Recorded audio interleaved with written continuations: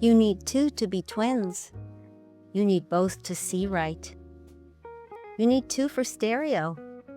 And you need two for this hem. 2 needles, that is. Hello, friends. Nancy here. My sister's stretchy denim pants need to be hemmed. But how can I replicate the look of this hem with my sewing machine?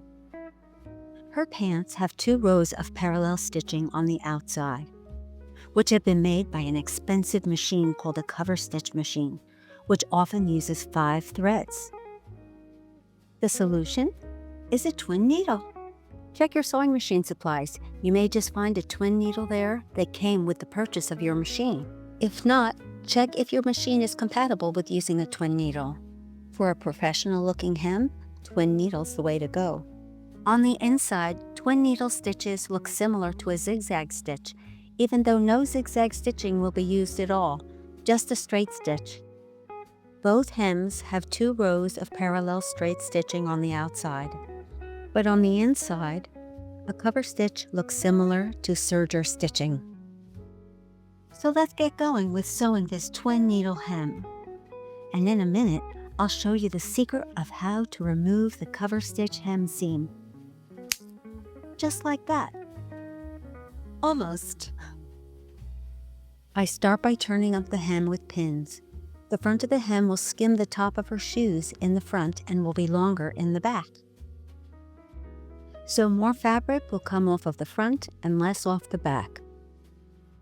Using tailor's chalk, I mark where the new hem bottom will be.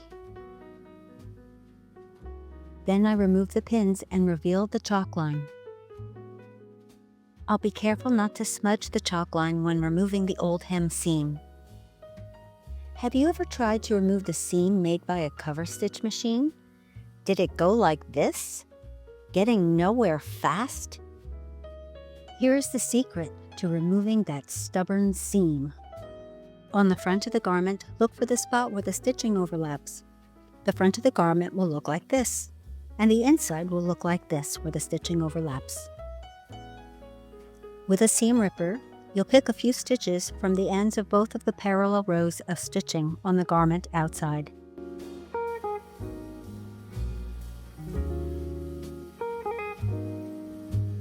On the garment inside, start to pull the continuous thread that you see. If it gets a little caught up with a thread loop, use your seam ripper to tug lightly to separate the loop from the continuous thread. Once you've pulled out the entire inside thread, then pull out the 2 parallel threads on the outside.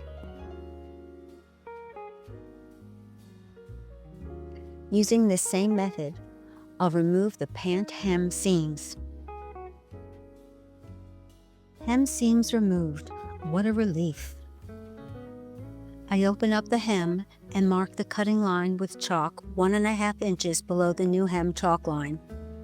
I chose 1.5 inches because that was the depth of the hem that I just removed. I cut away the fabric below the bottom chalk line, cutting 1 layer of fabric at a time, not both. It will be more accurate this way. I finished the raw edges of the pant legs by using a serger.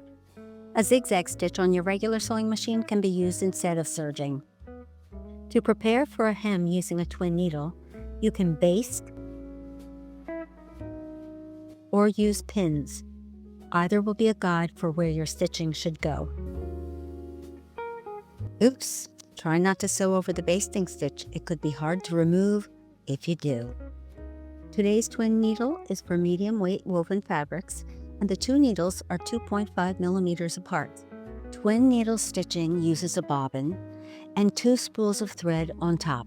There's a usual spool of thread and a second one, which can be placed on an additional spool pin if your machine has one. Or you can stack your secondary spool of thread or even a bobbin on your primary spool pin. Another way is to place a bobbin on the bobbin winder spindle without engaging the winding mechanism. To install a twin needle, you insert it just like a regular needle with the flat side of the needle shank facing away from you toward the back of the machine. Finish threading the primary spool thread. Then thread your secondary spool, just like the primary spool, until you get to the needle. If there's a thread guide on both sides of the needle clamp, place your secondary thread behind the unused needle guide. If there's only one thread guide, don't put your secondary thread through it with your primary thread. Just go ahead and thread the second needle. I'll set the sewing machine to straight stitching, the stitch width to 0, and the stitch length to 3.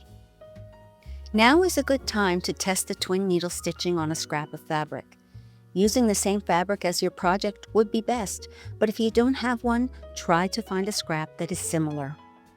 Adjust your tension settings so that the inside and outside stitching look similar to the samples here.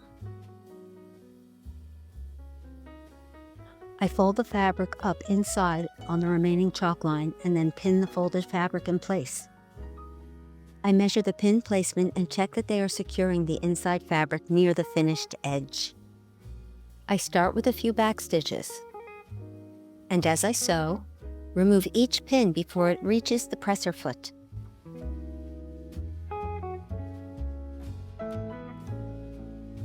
I finish with a few back stitches and snip off the thread ends.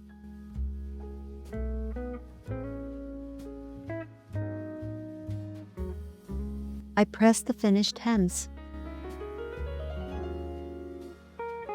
Now the pant hems are complete. The twin stitching looks great, and it's time to celebrate.